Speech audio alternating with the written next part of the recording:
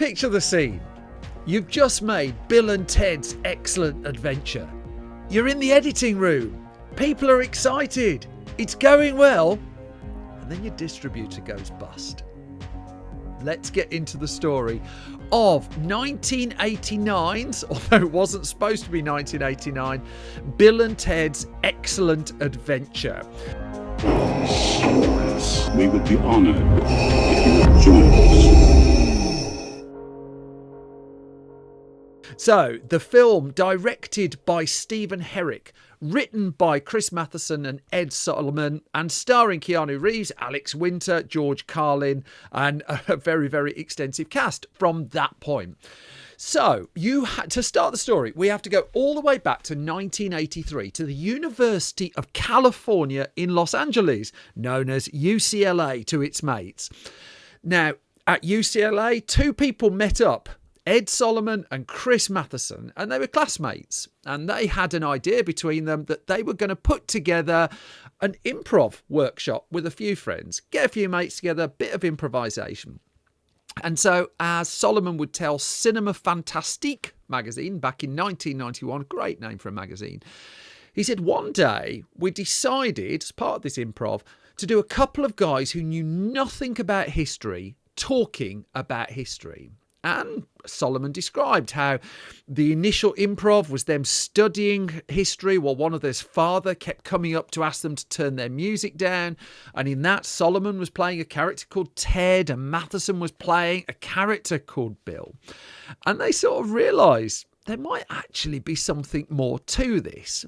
And so over the ensuing years, Matheson told Starlog magazine, I think it was about 89, he said, our suggestion at the point they decided there was more to these characters and there might be a screenplay in there was, inverted commas, 15-year-old boys talk about world affairs. And Matheson explained how we had them talking about the world trouble spots and trade problems, but their only impression of anything going on in the world was that it was, quote, bogus. And it described after the improv show how Ed and I went out after the show that night and played those guys for about 3 hours. We fleshed them out and many things fell into place that are still there. And so that was 83, and it wasn't really until early 86 that a screenplay come together. It took a couple of years really to bash this into shape. And there was an initial idea that had three characters, Bill, Ted and Bob. Do you remember all those films? Bill, Ted and Bob's Bogus Journey? Me neither. Over time, Bob was sadly lost. And the screenplay came together. It was at one point going by the working title Bill and Ted's Time Van. And the idea was that they would travel through time, various parts of history in, well, a van. But then they watched Back to the Future, which, came out in 85 and selfishly spoiled all their fun. And they looked at that and just thought, Back to the Future's time machine is a DeLorean. We need something that people haven't used as a time machine before. And so they decided to go with a phone box. Yeah, they didn't know about Doctor Who. In their defence. And so they ended up with a phone box outside a Circle K store. And the script was written, the script went out. It got some interest as well off studios. Warner Brothers was keen and interested. It wasn't going to be the most expensive film to make, somewhere in the $8-10 million mark. And one of the people who took the script and had a look was a guy called Stephen Herrick. Now, Stephen Herrick had just made for New Line Cinema a successful low-budget horror comedy by the name of Critters. And he explained how, again to Starlog, how the Bill and Ted's Excellent Adventure script, as it eventually became known, was one of the most read in Hollywood. And Herrick told the Hollywood Reporter, he said that Matheson and Solomon, they wrote such lovable characters and their jokes are always a little off-centre. And he said, I remember a couple of times just belly laughs, although after reading the script, I'm going, this is going to be a huge hit or a huge flop. There was nothing in between. between he reconciled because it was very acute in its jokes and for a very specific audience. Now, the specificity even of that audience was important because the idea was it's a couple of teens who talk in a very stylized way, and a lot of movie studios just really struggled to get around the way that the characters spoke. Do people really talk like that? Are there people like that out in the world? And these would be questions that came up after the film was made, and when it hit, problems come into those. So let's get back to Herrick has made Critters. New Line Cinema offers him Critters 2, but the problem with that was the version of Critters 2 that New Line Cinema wanted to make was exactly the same budget and pretty much a rerun of the original film. And actually, Stephen Herrick had a boatload of ideas for what he wanted to do. And so with New Line not increasing its resources, an offer for Critters 2 instead went out to Mick Garris. But Herrick had made a success of Critters, and so any horror comedy-ish script made for a modest budget was heading towards his intro, and one of those was Bill and Ted. And he described how Warner Brothers were developing the project at the stage that he took delivery of the screenplay, and he said they initially approached me because they thought I could make it on the cheap. And he said, after reading the script, I realised it would be impossible to make a picture of any quality for less than a medium budget, and that's where the difficulties began. Now, this was mid-1996, and Warner Brothers, by this point, there were just alarm bells going off, and it dropped the project. But in its place came producer Dino De Laurentiis, the man behind things like, Flash Gordon's a Dino De Laurentiis production, and the whole story and a half behind that man. He had a company, DEG, picked up the option, and Bill and Ted's Excellent Adventure could go into pre-production. So the budget now was going to be somewhere around $8.5 million. And one of the reasons Warner Brothers had dropped out was that thing. We don't believe these characters. Really like the script. Script is very funny. But the two central characters, they had a problem with. With DEG money behind the film, finally they could go forward, and a casting announcement pops up in Daily Variety in 1986, noting that there are two lead roles here, Bill and Ted Cook, the film's, quote, Caucasian, wide-eyed and innocent leads they were starting looking for. Hundreds of people came through the door to audition for Stephen Herrick for Bill and Ted's Excellent Adventure. And it was a fairly traditional set of auditions in Los Angeles. And it was a pair called Alex Winter and Keanu Reeves, inevitably, who bubbled up, who met right at the start of the auditions. They hadn't met before. And they saw around 200-300 actors for these two lead roles, narrowed it in the end down to 24 who were called back. And on the callback day, various different partnerships were worked on. They threw different actors together. Would any of them gel? Well, Reeves and Winter had already been chatting, had already been working up a rapport anyway. They were put together on this day, and they hit it off fast. They bubbled to the top. Now, the audition tapes were also seen by Ed Solomon and Chris Matheson, and Reeves actually had auditioned for the role of Bill initially, and Alex Winter had gone in for Ted, although everyone sort of went into a degree auditioning for anything that they could get. But when the audition tapes were seen, Solomon and Matheson reckoned that they got the parts the wrong way round, and so they inverted it, and maybe Alex Winter should be Bill and Keanu Reeves should be Ted. And so, as per Movie Phone, actually, Keanu Reeves said, I got a call saying I got the part, and I went to the wardrobe fitting, assuming I was playing Bill. And I get there, and Alex Winter, who eventually played Bill, went to the wardrobe fitting, thinking he was playing Ted. And then we were informed when we got to that point, that wasn't the case. So even when they got the roles, they still weren't entirely sure which of the two parts they had. Or more to the point, they were sure, but they were wrong. Now, the rest of the cast it was still a modestly budgeted film, really. And Herrick talked about how they reached out to all sorts of people, Eddie Van Halen, but he said it was a film that wasn't really on anyone's radar. And as they explained to the Hollywood Reporter, we wanted Eddie Van Halen to be involved in some way because we're constantly talking about Van Halen in the movie. And then we say, well, why not the role of Rufus? And then with the whole rock motif, we were trying to find people people that had some acting experience, or their cachet at the time was large enough to take a chance that they wouldn't be totally stiff. And they went through a list of people that included people like Ringo Starr. Roger Daltrey was said to be on it as well. But this role of Rufus proved to be a tricky one to cast in the movie. Not a huge number of lines, but a real presence. And people on the list included, like Sean Connery was on the list, Ringo Starr was on the list. But it was the producers of the film, Scott Krupp and Bob Court, who'd worked with George Carlin on a film, Outrageous Fortune. And at the 11th hour, really, a query went in, would George Carlin be interested in this? And to their surprise and pleasure, he was. And to their further surprise and pleasure, it turns up and he's an absolute delight. Leaves the ego at the door, an absolute delight. There was a bit of, there was a bit of rehearsal time, particularly for Alex Winter and Keanu Reeves, and they could work on this partnership. They were taking influence from the likes of Peter Sellers, of Spike Milligan. And then with this production budget of $8.5 million, there's a Variety piece pops up in November of '86, suggesting that the filming was going to take place in North Carolina in the US and then in Italy. And that was the Variety piece that also talked about this casting announcement. So they weren't in by the end of '86, the two leads. The Variety was reporting at that point the start of filming was going to be January 1987, but in the end, it would be delayed. It would move to February of '87, allowing them to complete the casting, but also they needed to change the location as well, that they were going to shoot in Wilmington in North Carolina, and instead they abandoned that plan. They went to Phoenix in Arizona, which would be the home of most of the productions.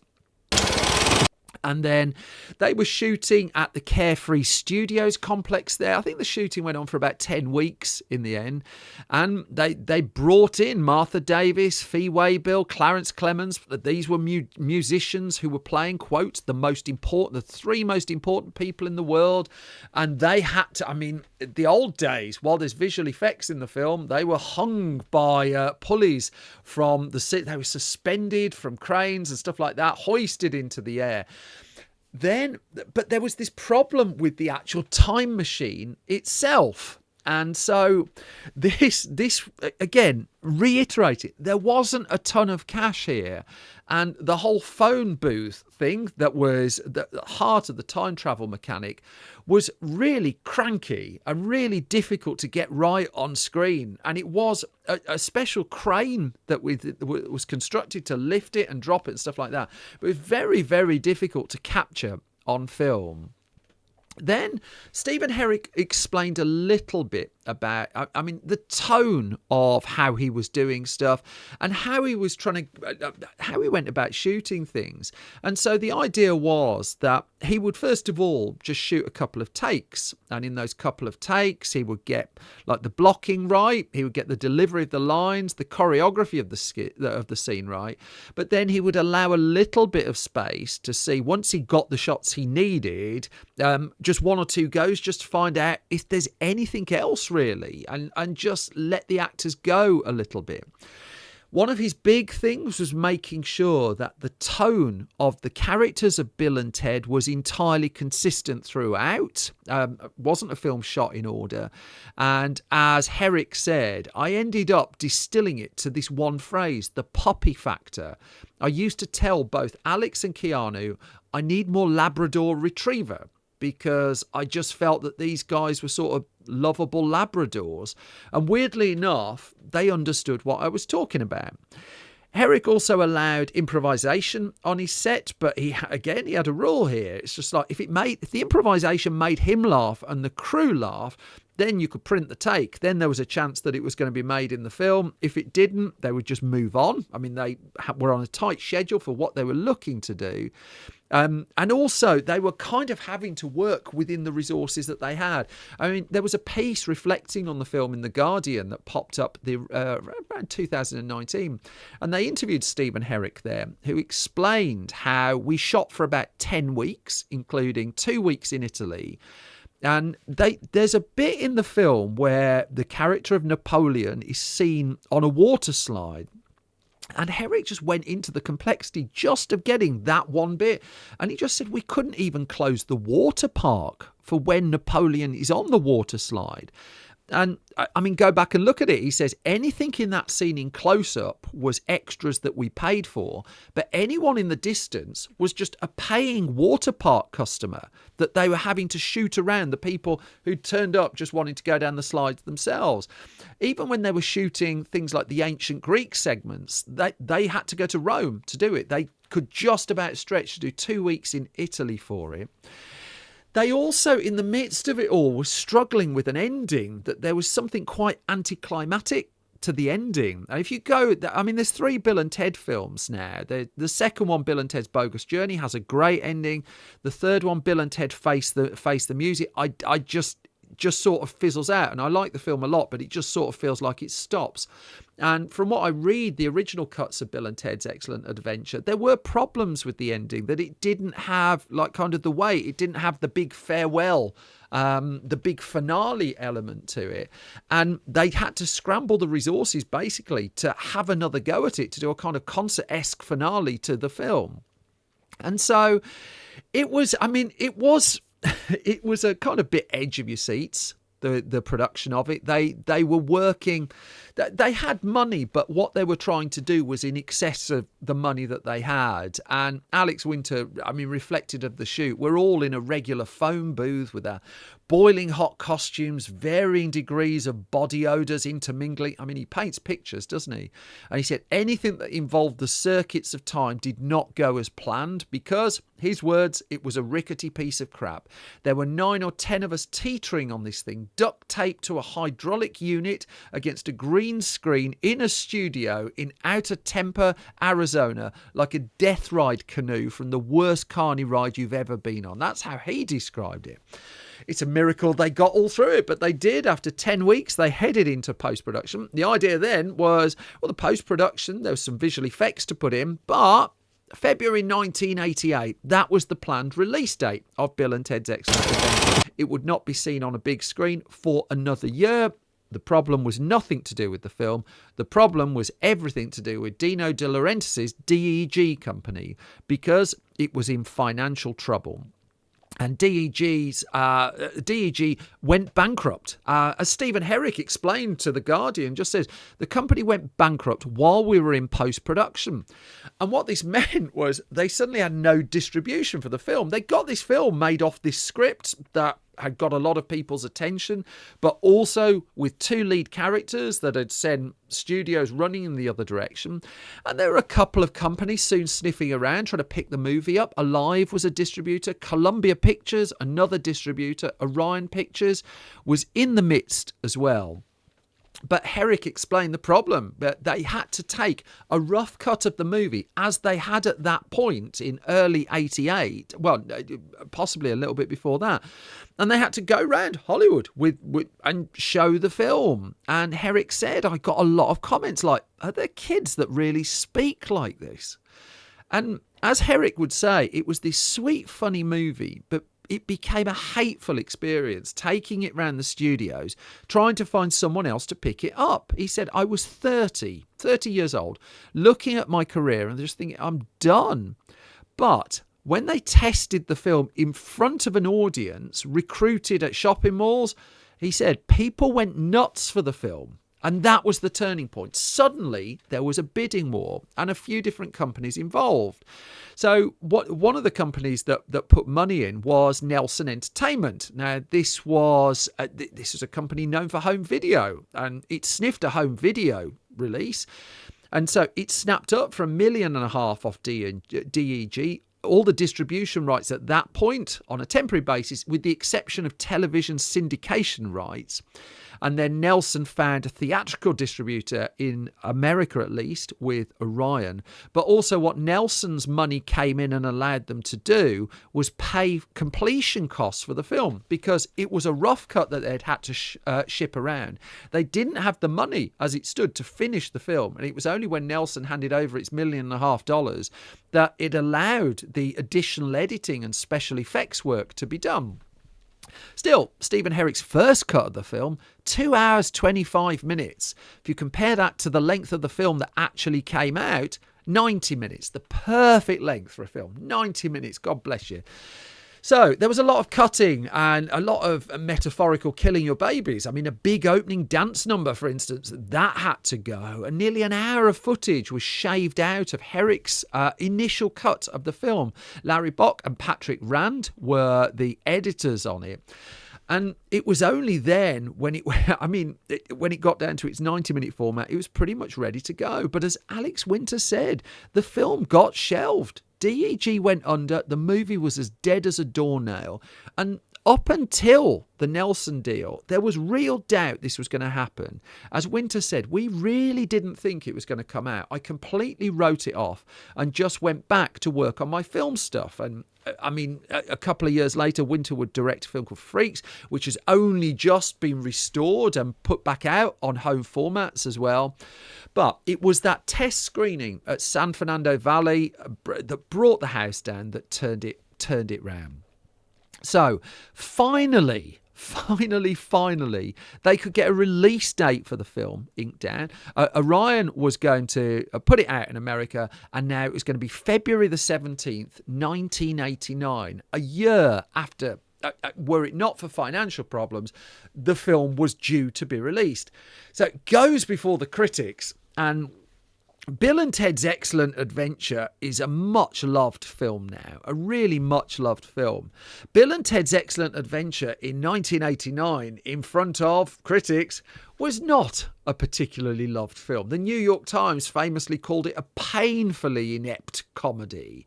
And, I mean, lots of people just did not like it. The Los Angeles Times, it is not a satire of mindlessness, it's unabashed glorification of dumbness for dumbness's sake, they wrote.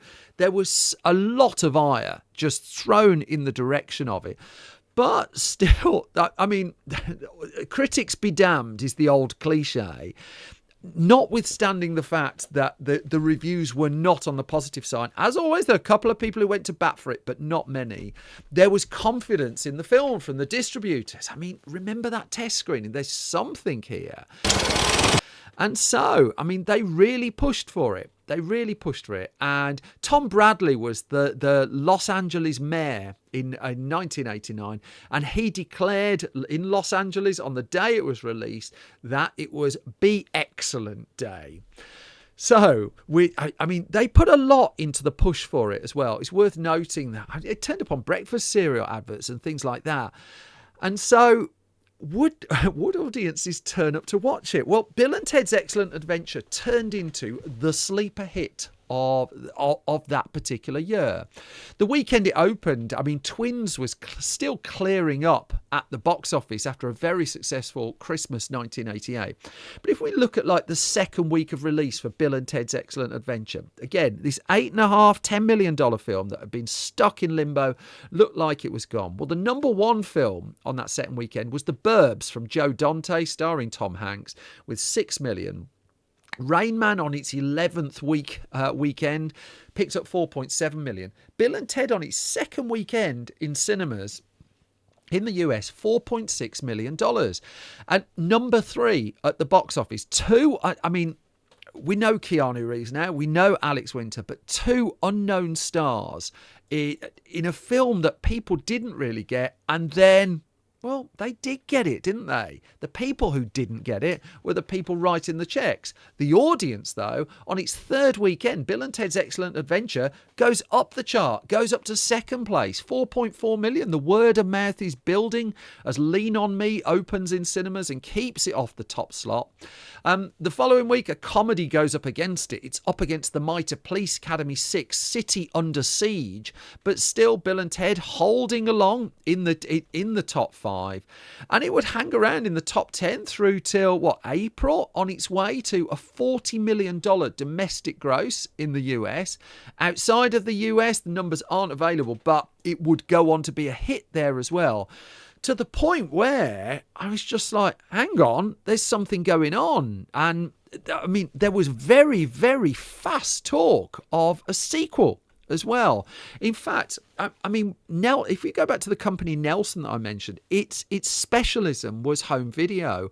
It put a lot into the home video release of it. But even by then, by March 1989, a month after the cinema release of Bill and Ted's Excellent Adventure, there was talk of a sequel. Would it be called Bill and Ted Go to Hell? No, Bill and Ted's Bogus Journey in the end. There was talk of a live-action television series, an animated television series, the latter of which happened. Then the video comes out towards the end of '89. It's a top 5 video rental hit. That's where the adverts go on the breakfast cereal. And Bill and Ted becomes a sleeper hit, a video game, something of a phenomenon in its own right, sparks a couple of careers, and sparks an unlikely movie franchise too. It would be a couple of years later that Bill and Ted's Bogus Journey comes along. Bill and Ted Face the Music in 2020. Even now, in 2025, Keanu Reeves and Alex Winter thrown together in an audition for this original film, all the way back in 87, 88, are on Broadway doing Waiting for Godot together and talking about a Bill and Ted 4. Yet all the selling of the rights and the problem of DEG going under is worth noting as well that the actual rights for Bill and Ted's Excellent Adventure were notoriously hard to track down for a period of time. That I know a couple of people involved in repertory cinemas here in the UK who were trying to show Bill and Ted's Excellent Adventure for many years, and finding out who owned the rights to put it on was incredibly difficult. They were very fractured. No one was quite sure which company had them. Now here in the UK, Studio Canal has got them, has put the film out on 4K as well. But of the 3 Bill and Ted films, and this is like going to the roots of just what an independent production this was and how it came together. First of all, Chris Matheson and Ed Solomon have remained involved throughout, but it's one of those rare trilogies where each chapter in the trilogy has been distributed by a different company. I think the Terminator films were like that as well, less so now, but for a while, every one of them was going out with a different distributor. So hand to mouth was it sometimes to try and get them off the ground. We sit here, 36 and a half years after Bill and Ted first made their debut. It's quite telling that, first of all, they paved the way for things like Wayne's World. But so beloved are the characters and so beloved the actors who play those characters that 36 years on, there is still talk of bringing them back for at least one more Excellent Adventure.